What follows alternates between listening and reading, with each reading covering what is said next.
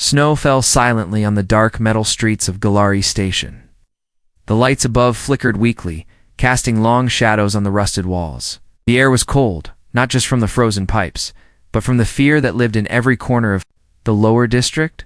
A young alien woman walked barefoot through the snow. Her name was Lyra. Her skin was pale blue, her eyes glowing softly with violet light. She held a small bundle close to her chest, her baby wrapped in thin cloth. The child didn't cry anymore. It was too cold, too weak. Lyra's legs shook. With every step, her clothes were torn. Her fingers had lost their color. But still, she walked. She stopped at a door, tall, gray, and locked with a red panel. She raised one numb hand and knocked. No answer. She knocked again, weaker this time. "Please," she whispered, "my child. He needs warmth." No sound, no light. No one opened. She moved to the next door, and the next. Oh. Each one the same. Cold silence or a voice through the speaker saying, "Go away." Everyone knew about the illness spreading through the outer rings. The alien sickness, they called it. Rumors said it came from poor zones like this, from mothers like her. No one wanted risk. No one wanted her near. Lyra's breath came out in short, visible gasps. Her child gave a soft, broken whimper. She looked down. His lips were turning purple. She fell to her knees. "Just one door," she whispered. "One." Her hand slipped from the last panel. Her body leaned forward, and she nearly collapsed on the icy floor. But then a hiss. A door nearby slid open. A warm yellow. Light spilled onto the snow. Lyra turned her head slowly. A tall human stood in the doorway. He wore a thick jacket, oil-stained pants, and gloves. His face was lined with age and work. Not young, but not old. His eyes locked on hers, sharp. Calm, surprised. Lyra didn't speak. She only clutched her baby tighter. The man said nothing at first.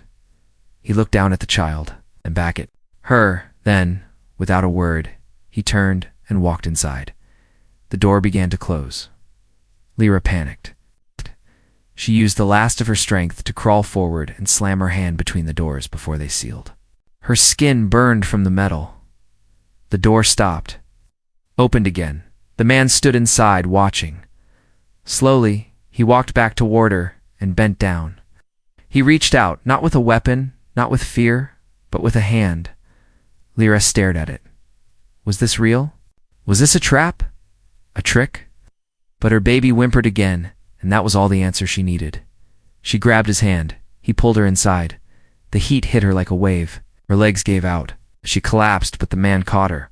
Carefully, he lifted both her and the child into the room. The door slid shut behind them, locking out the cold and the dark. Inside was a small workshop. Old human tools lay on benches. Pipes hissed steam from the corners. A heater glowed in the back, and its warmth soaked into her skin. The man set her down gently on a padded cot. He crouched near the baby. "Is he sick?" Lyra didn't know the words.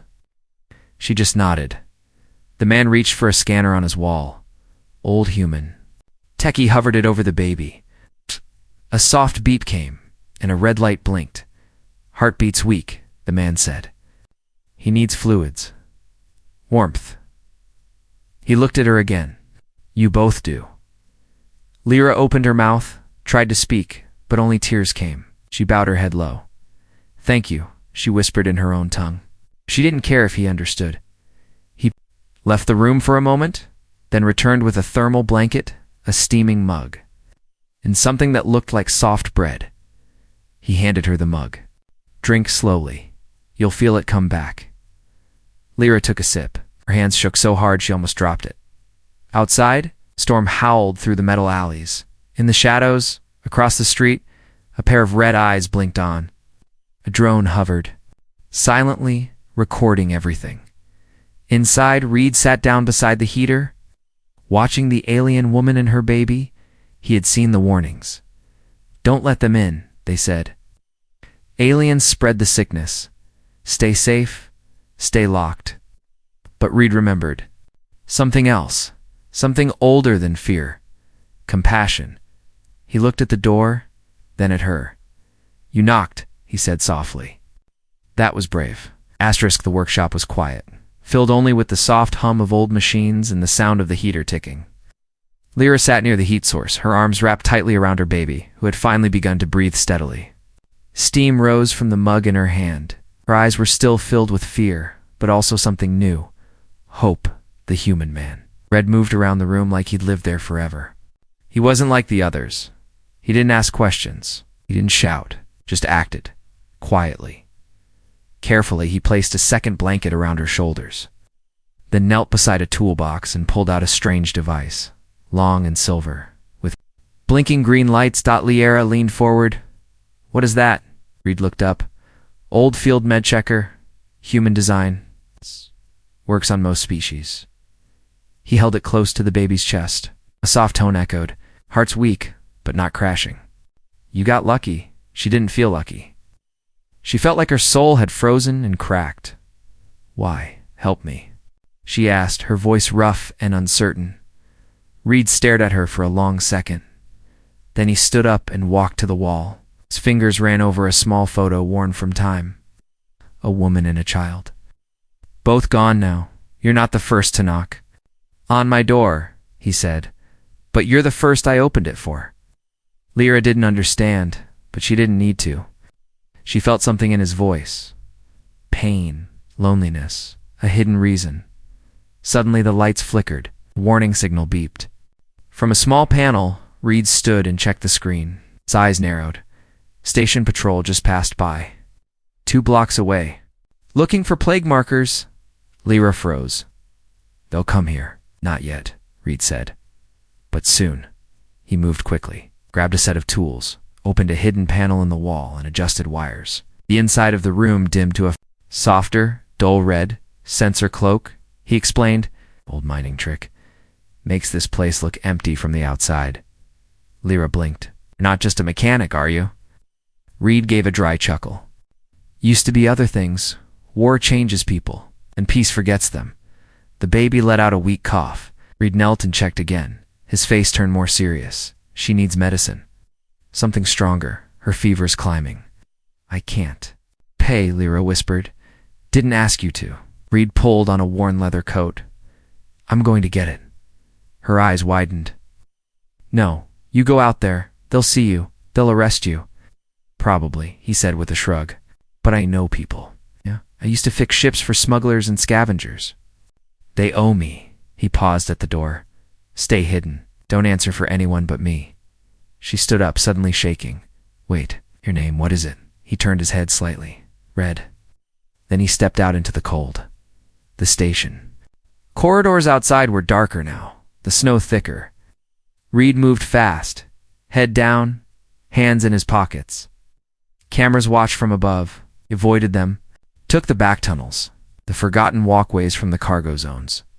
He finally reached an old service lift, pried it open with a crowbar, and dropped into the subdeck levels. These were not safe places. The air smelled of rust and oil. Fires burned. In steel barrels, eyes followed him, all shapes and sizes. Humans, aliens, half-augmented drifters. He walked until he found a corner booth in a shadowed alley. A single figure sat there, fat, fur-covered, silver teeth and glowing eyes. Garn, Reed said flatly. The alien laughed. "Reed? Still alive? I thought the war broke you. I need nanomeds. Hybrid safe now." Garn leaned back. "What's the price?" "Favor," Reed muttered. "You owe me for the engine fix on that smuggler crate. That was 3 cycles ago." Reed didn't blink. "It still flies, doesn't it?" Garn growled, but reached into a pouch and dropped a small case on the table. "This'll keep a half-dead child breathing. 1 dose. Reed took it. "Good." He turned to leave, but Garn grabbed his sleeve. "Reed, I heard rumors. Patrols are hunting someone? Alien mother? Possible infection?" Reed said nothing. Garnet's voice turned cold. "You're hiding her, aren't you?" "I'm not hiding anyone." Garn stared. "They'll come for you. The upper levels want order. Peace, not sympathy." Reed pulled away. They can want whatever they like. Meanwhile, back in the workshop, Lyra stood near the door, clutching the baby tightly. She had heard something, a small beep near the heater. Curious, she stepped closer. Hidden behind a loose panel, a blinking red light shone. A tracker. She hadn't brought it. Her eyes widened. Was this a trap? Was Reed truly helping, or was someone using her? Lyra paced the small workshop, her baby clutched tight to her chest. The soft ticking of the heater filled the silence. Her skin was warming now, but her mind spun with fear. That blinking light near the heater, it was not part of Reed's machines. It was a tracker, silent and pulsing. Who placed it there? She hadn't. She had nothing. No tech. No friends. No enemies she knew. Was Reed lying? She turned, staring at the doorway Reed had gone through. His kindness didn't make sense. No one helped strangers like this, especially not aliens. Not anymore. Her baby whimpered again. Lyra sat and unwrapped the blanket a little. The child's skin was too cold, too pale. She pressed a shaking hand to his chest. No sound. She leaned in, terrified, listening hard. A soft flutter, faint, weak, but still there. She cried out in relief, her tears soaking the blanket. The heartbeat was still alive. "Hold on, my star," she whispered. "Hold on for me." She picked up the med scanner Reed had used. It blinked weakly but still worked. Carefully, she scanned her child's chest. Red bars flashed on the screen. She didn't understand all the symbols, but one thing was clear. The baby wouldn't last much longer without help. Where was Reed? A sudden noise outside made her freeze. Boots. Heavy ones. Marching, she ducked near the wall, clutching her child. Listening through the cracks in the shuttered window. She saw them, 3 armored figures, wearing black patrol suits with red visors. Local enforcers. Not police. Contracted hunters. They stopped across the street. One pointed at Reed's door. Lyra's breath stopped. They had found her minutes earlier. Reed moved through the sub-level maintenance tunnel with the stolen Nanomed box in hand. He moved fast. Every second mattered now. He didn't trust Garn, but the vial looked clean. Expiry was still good. He tapped the side of his old wristband. Opening a private channel to a friend, an old war nurse, human like him, no signal, probably blocked. He climbed through a narrow shaft, lifting a loose vent with one hand and sliding into the trash tunnel that ran behind his building. The smell was foul, old food, metal scraps, and frozen sewer vapor. He reached a hidden panel behind his wall, secret entrance. When he pushed it open and stepped inside, Lyra was standing there, clutching a metal rod like a weapon. Her eyes were wide. Her breath was heavy. "You lied," she hissed. Reed raised a hand. "What?" She pointed at the blinking light near the heater. "Tracker, I saw it. You bring me here to trap me." Reed's eyes narrowed. "Ass." He stepped toward the heater, yanked. The panel opened and stared. His jaw tightened. "That's not mine. You expect me to believe that?" Reed looked her straight in the eye. "Yes." Lyra shook her head. Her baby whimpered. "I almost dropped the metal rod." "I don't know who to trust anymore," she whispered. Reed walked to her slowly. He pulled the nanomed vial from his pocket and knelt down. "I risked my life for this," he said. "I could have walked away. Still can. But I didn't because your baby doesn't deserve to die." He held out the vial. Lyra didn't move. Then her child gave a dry, strangled cough. Her hands shook. Her legs weakened. She lowered the rod. Reed didn't waste a second. He attached the vial to the med scanner's port and gently slid the injector under the baby's arm. The soft hiss of release echoed. The baby stirred. Lyra dropped to her knees, crying. Reed wiped sweat from his brow. It should hold for now. But he was already moving to the wall. Pried open another panel, this one with a signal blocker inside. "Tracker explains how they found us," he muttered. "Must have planted it while I was out." He ripped the tracker out and smashed it under his boot. Then he looked at her. "We've got maybe an hour before they breach the door." Lyra gasped. "They're already outside." Reed's face hardened. "Then we'll do it the old way." Outside, the black-armored hunters tapped on his door. "This is Zone Patrol 1 called out. You are ordered to surrender the alien woman and child. She is suspected of carrying a high-risk pathogen." Inside, Reed flipped open a wall locker and pulled out something old, heavy, and forbidden. A Mark IV stun rifle. Ex-military. "Gear," he said. "Still works."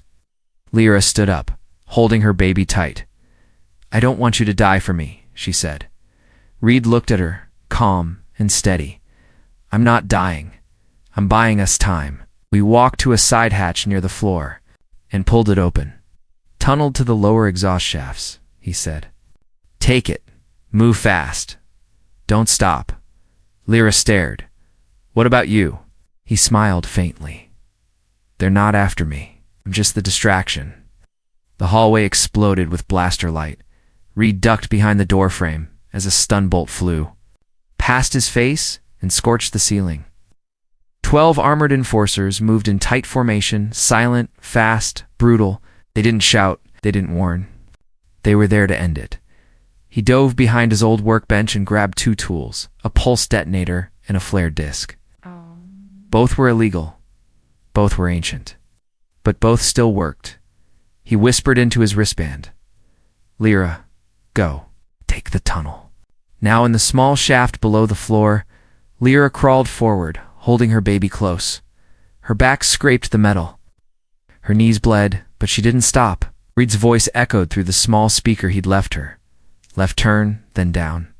The pipe. "You'll hit an exhaust alley. You'll see a red sign. Wait there." Tears rolled down her cheeks as she whispered back, "Don't die, human." Above, Reed slid the flare disc toward the advancing squad.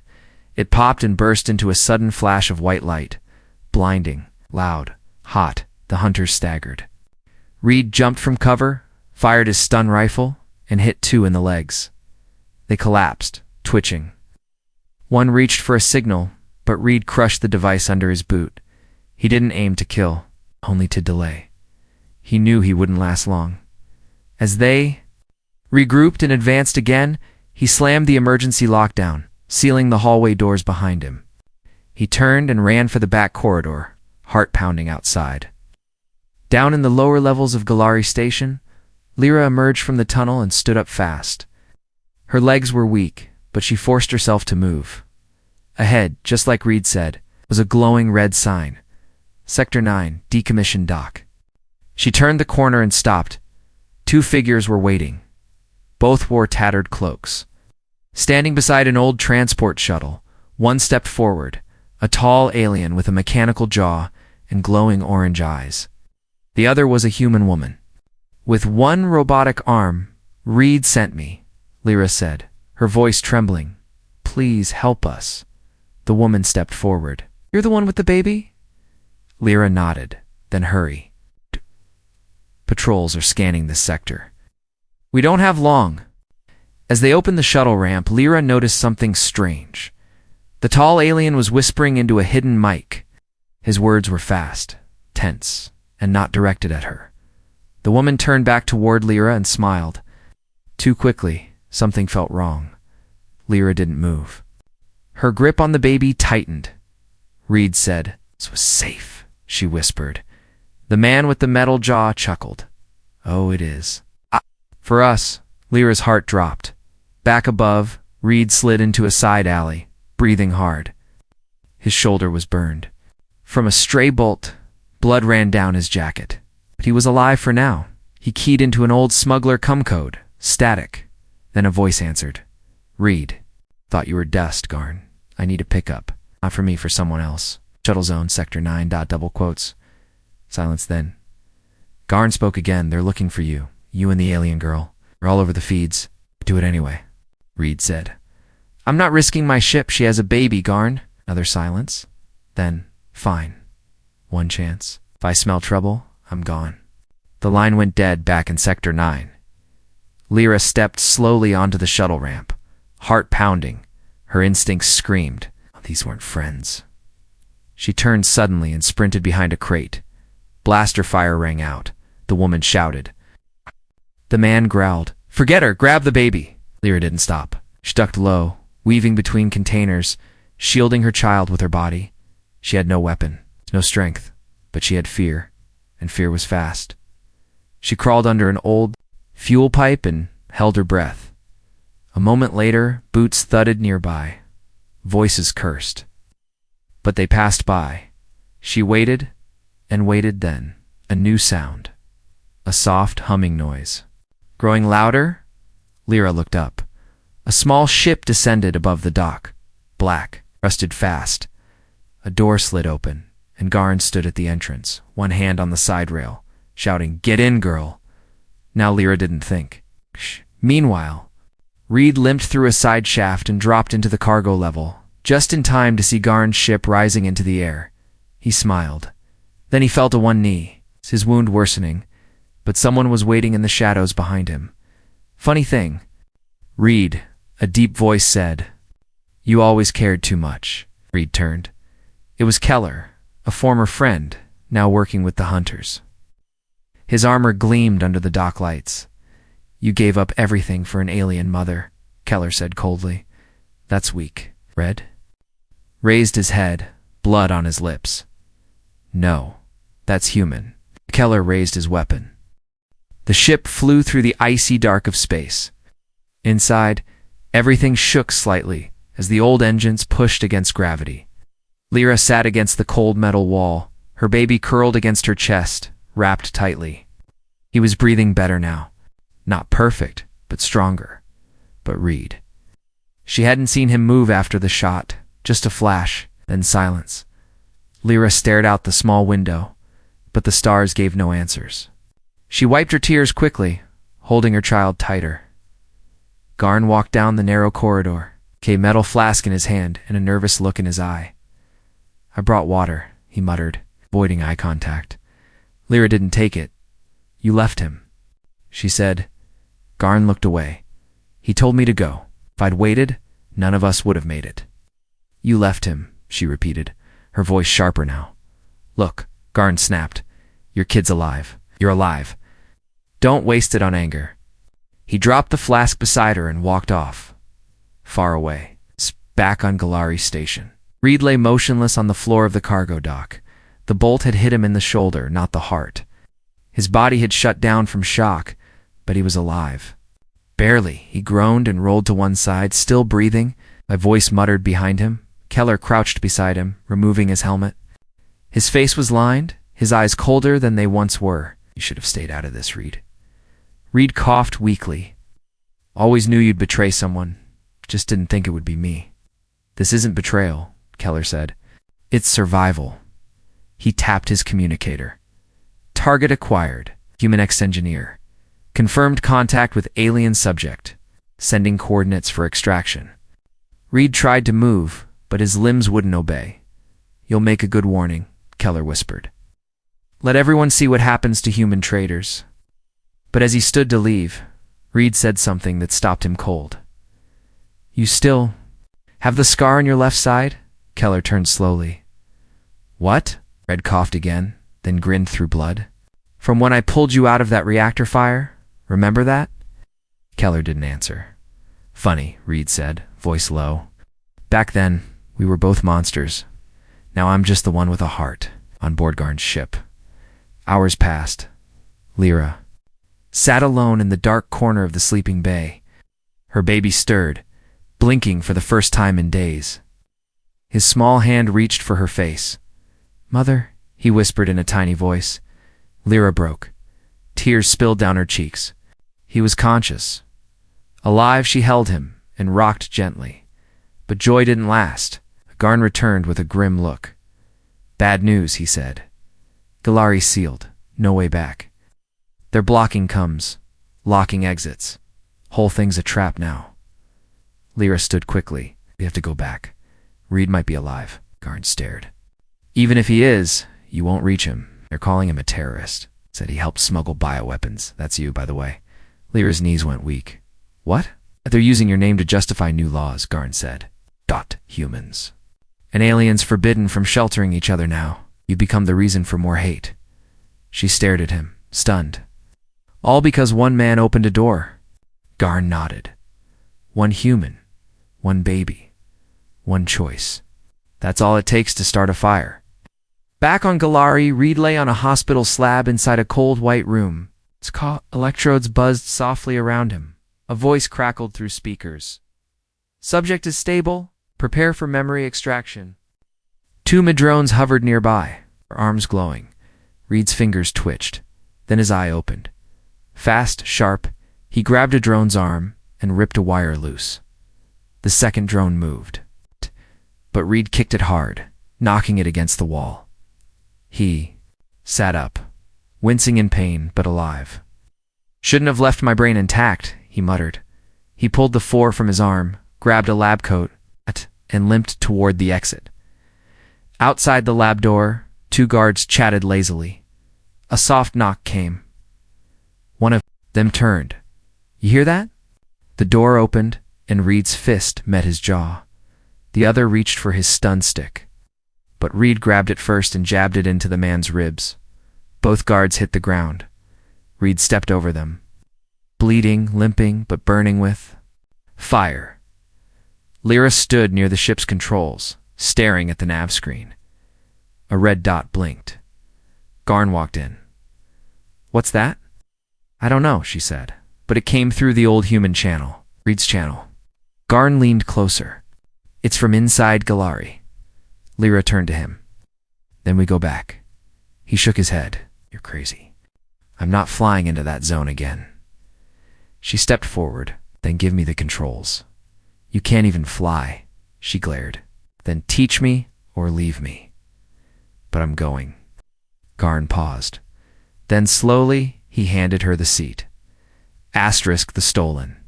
Ship flew fast toward Galari Station, a place now labeled Quarantine Zone. The outer hull lights of the station flickered like dying stars. Patrol ships floated nearby, scanning everything that moved. Inside the ship's cockpit, Lyra gripped the controls with shaking hands. Garn sat beside her, sweating. You understand? If we go closer, they'll shoot us down. Lyra's voice was steady. Then we don't go through the front. Her eyes focused on a blinking blue dot on the screen reads, Signal. He was alive. Somewhere in the lower decks.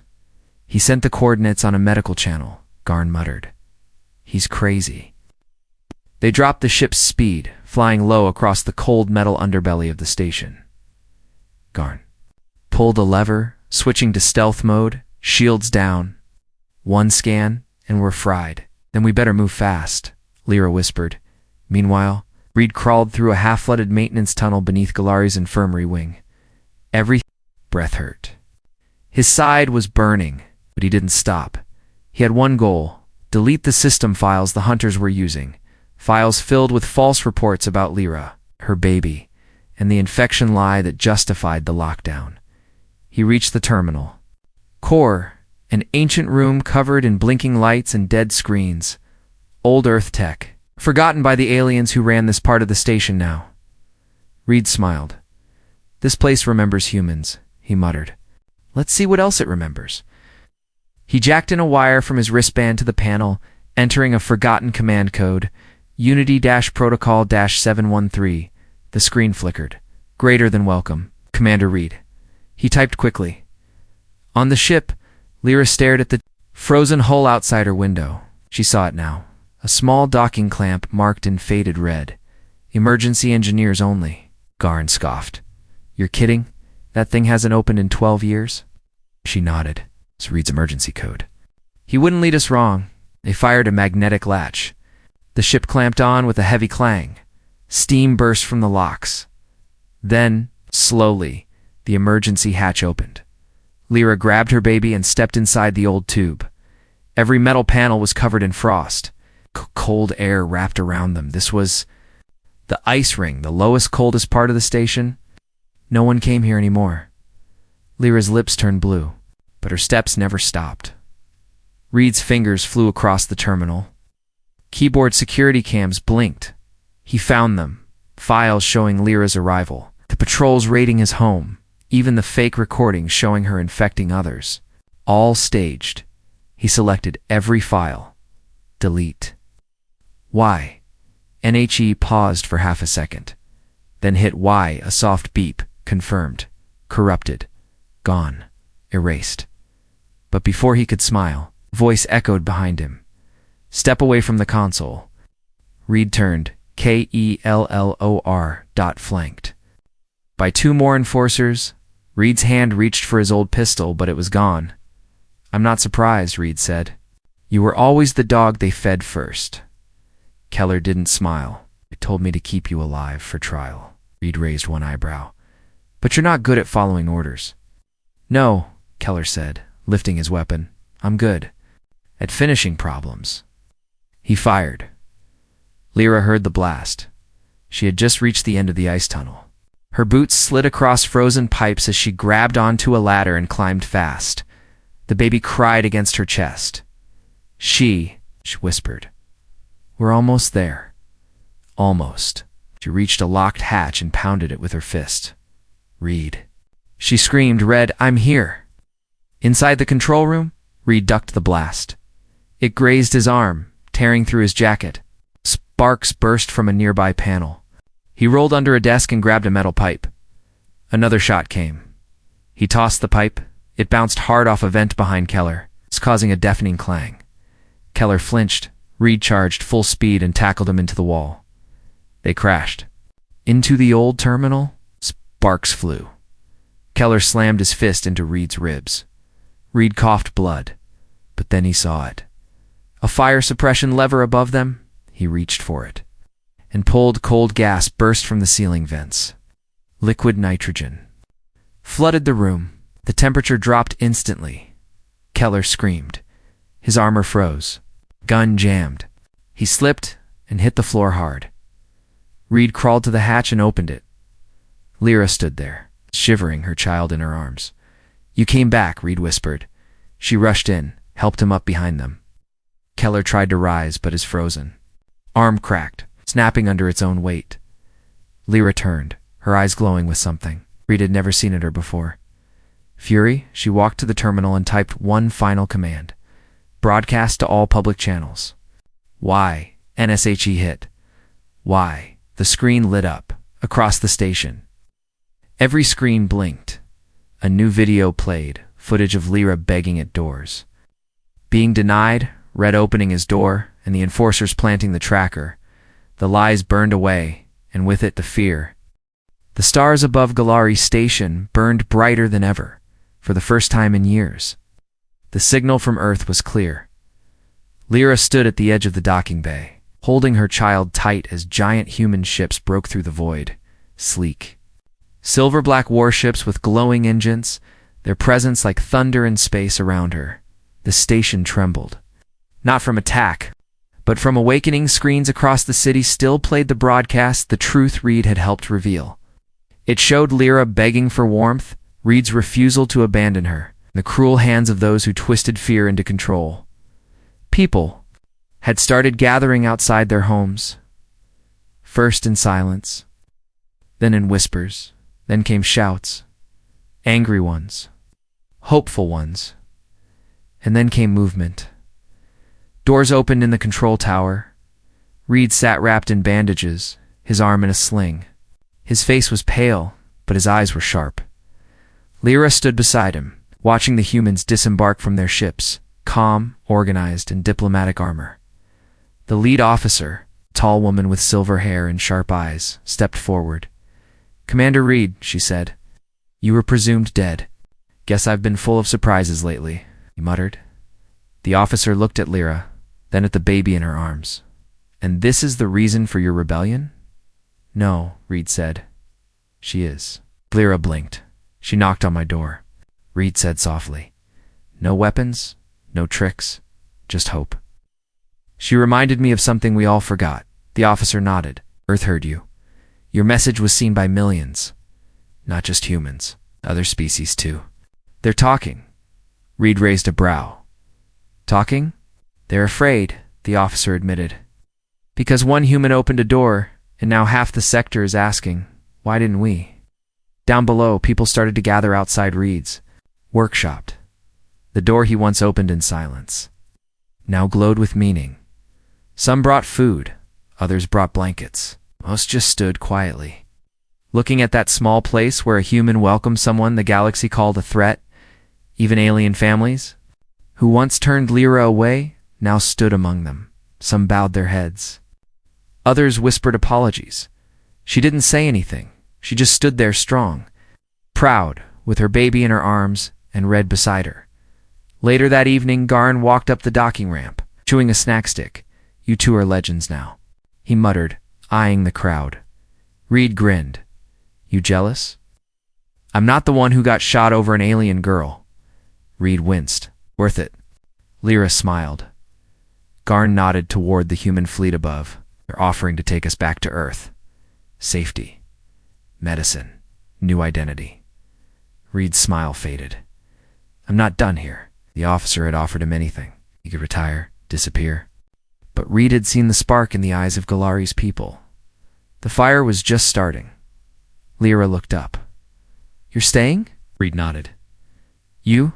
She looked down at her baby, who now giggled softly, full of life, "Wherever there are doors," she whispered, "I'll knock." The next morning, a memorial was held, not for those who died, but for those who were silenced by fear, by lies, by cold hearts. And beside it, a new sign was bolted onto Reed's door, the first door, opened by human hands, protected by human courage, remembered by every species. Weeks passed. Lyra began teaching other alien mothers how to care for their sick. Humans and non-humans worked together to build a new shelter where Reed's old workshop once stood. They called it the Warmth House. Reed trained young engineers, alien and human, showing them how to fix ships, heaters, and old systems. "They won't listen to me," one alien boy said once. "Then make them," Reed answered. "Build something so strong they can't ignore you." One day, as the station buzzed with life again, a ship arrived, old, rusted. Clearly from the edge of explored space, out stepped a young alien girl, dirty, shaking.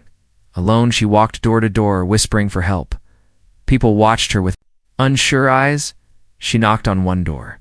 It stayed shut. She knocked on another, still closed. Then she reached Reed's door. Before she could even raise her hand, it opened, and standing there, not Red, not Lyra, was a human child, barely older than 10. He looked at her, then stepped aside, smiling. "You look cold? Come in." The girl gasped. "You're human," she whispered. The boy shrugged. So she stepped inside,